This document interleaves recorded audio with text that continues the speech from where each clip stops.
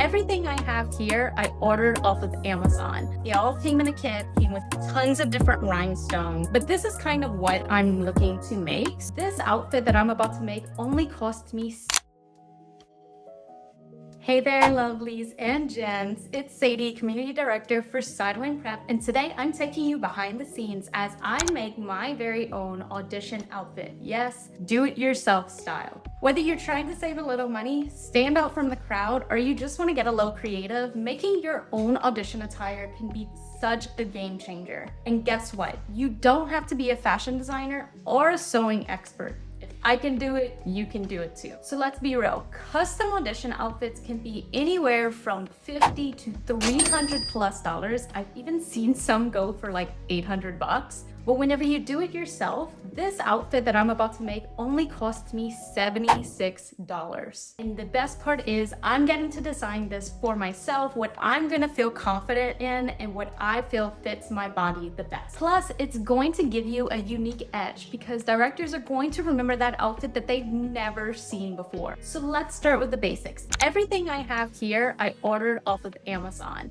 And so I have this cute little sports bra that I found. I wanted kind of a strappy top. I also wanted something that was super thin right here just because I feel my shoulders look best with a skinnier top. And then it has like this cute crisscross in the back. And then these are the shorts that I have. I did want a little bit of a thicker band. I know this is not always the best. And of course you want to make sure that you go for your own body.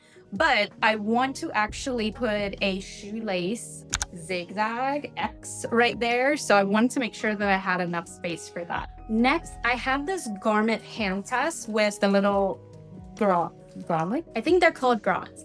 But I have both gold and silver, and it came with this little hand press. It came like in a little kit. It comes with all kinds of little tools and trinkets and whatnot. I also got my shoelaces that are in the color purple because of the team that I am going for. And then I have this tool. So this right here, I swear by this tool. So a lot of people use the E600 glue and the rhinestones, which works really, really great. So if you have that, awesome, use it. But this is called a hot fix, and what it is, it's an applicator that heats up, and it comes with all of these different rhinestones. So they all came in a kit, came with tons of different rhinestones that you can use, and you put on whatever size rhinestone you plan to use on your outfit. You put this little top on here, and what it does is it heats up, and whenever you press it onto your outfit, the rhinestones already have an adhesive at the bottom. That way it pretty much melts the glue onto your outfit, making sure that it holds. And so you're not having to worry about glue stains everywhere, which was one of the things that I found very hard when using the E600 glue. Although it's a really, really great glue and it's super adhesive, so it's not going anywhere. I felt like if I needed to move something around or if I accidentally dropped glue in my outfit, that it might ruin my outfit. So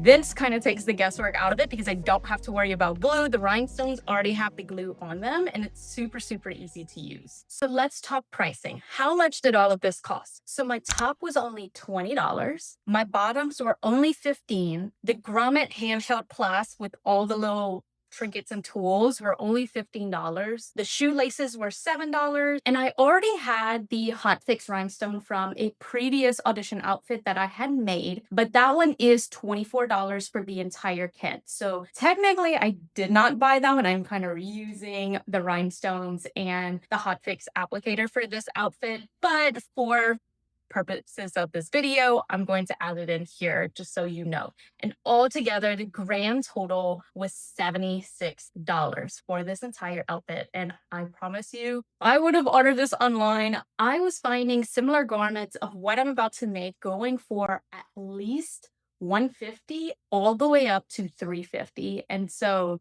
this was a deal that I did here, and I'm really glad that I get to do this. It gives me also some time to just reflect and kind of get my head in the game. I usually put on some music or listen to a podcast while I'm making my outfit and then just have some fun. So let's get started. And so before I glue down anything, I like to plan out my design beforehand. And you don't have to be an artist for this. I literally just scribbled it down, but this is kind of what I'm looking to make. So I have my top here. It does have a small band band right here, so I made sure to add that in there. And then I did put the thicker band for my shorts, but I want to put the low zigzag kind of cross. And then I'm not sure if I'm going to tie it in like a bow right here or if I'm going to kind of just let it fall. I'm not sure. We're going to have to see about that. But then these little dots are the rhinestones. So I know I wanted to do a little bit heavier to the side and then kind of gradate out into less stones. And then both bands are going to have some sort of pattern to it. And then I did want the crisscross on my bottoms. That way they can match. And so doing this really gives me a good idea of what I want to do before I start gluing all the things down, because once you start gluing, you can't undo. Or you can, but it might leave some residue. So we definitely want to make sure that what we're putting down is set in stone. And so my tip here is just make sure that you choose something eye-catching. So remember that maybe you want like a little bit of a centerpiece, which is why I put the ties. But because I have this centerpiece, I don't want to put a ton of rhinestones around it, because then it's going to overcrowd and be way too busy, which is why I did the gradation from the rhinestones being less towards the middle and more towards the side, because I still wanted to bling out, but I didn't want to overcrowd the center. And so drawing it out is really important, because then you get to really visualize what the outfit is about to look like before you start putting anything down. All right, now without further ado, let's get started on creating this outfit. So the first thing I did was mark out where I wanted to place the grommets to add my shoelace ties to my top. I'm really just eyeballing it here. Then I took the shoestrings to help me measure out if the dots were even. And so, funny story, the grommet kit that I got was actually not even for fabric. So after reading the directions, it told me to use this tool, hammer in the hole into the fabric, and of course that didn't work. And that's whenever I realized in very small font, it says not for fabric.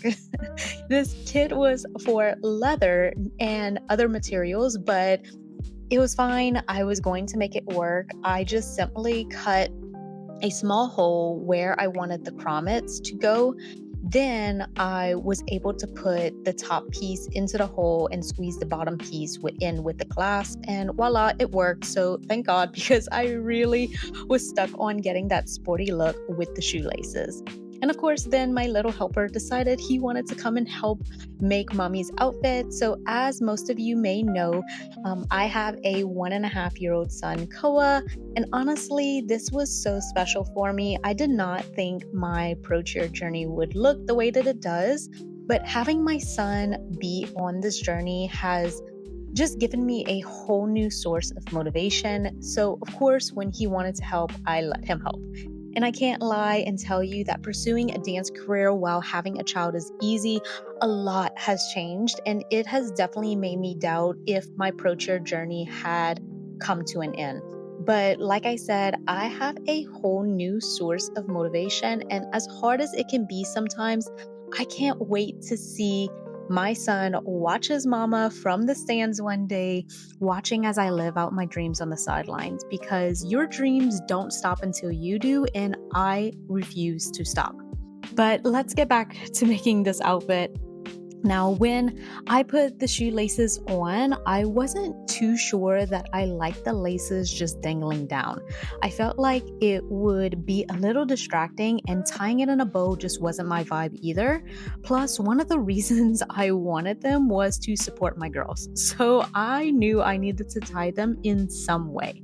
So I decided to sit on it for a little bit, and I moved on to adding in my rhinestones.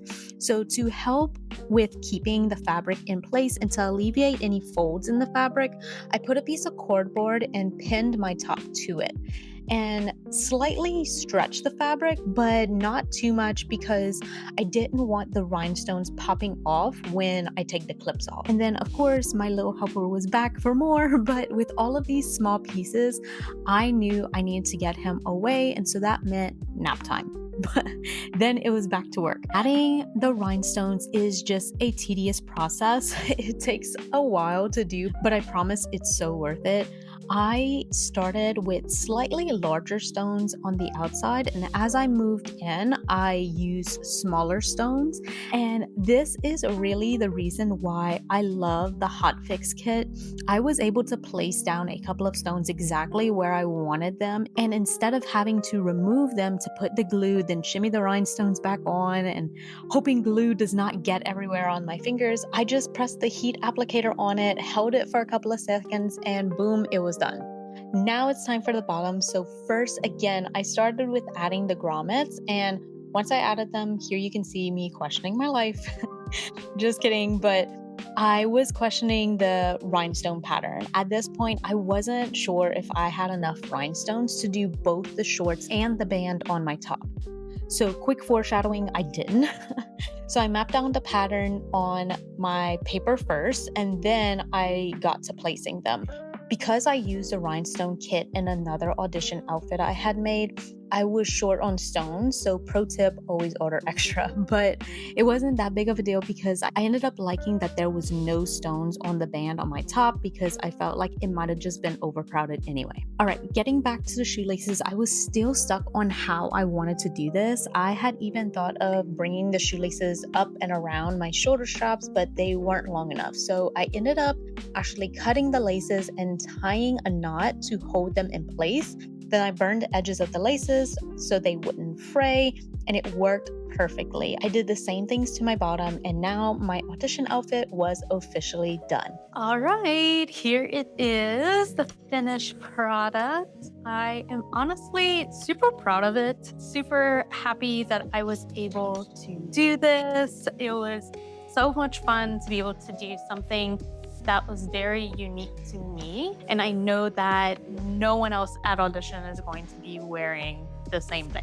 So that's always a plus. So if you're debating on whether or not you should make your own audition outfit for your next audition, I say go for it. Just make sure that you have all your materials beforehand, have more than enough time to create and have fun with it. Because remember, this is your time to shine, literally, right? And of course, if you need any outfit ideas or any assistance whenever it comes to prepping for your next Pro Cheer audition, we are here to help you. So go ahead and email us at info@sidelineprep.com. I'm also going to have a full list of everything that I used today in this video in our Amazon storefront. That way you can go ahead and grab the exact same products that I used here today. Let me know in the comments below if you've ever made your own audition outfit or if you're planning to do so, because I would love to cheer you on. So on behalf of myself and all of our Sideline Prep coaches, we are wishing you success in all that you do.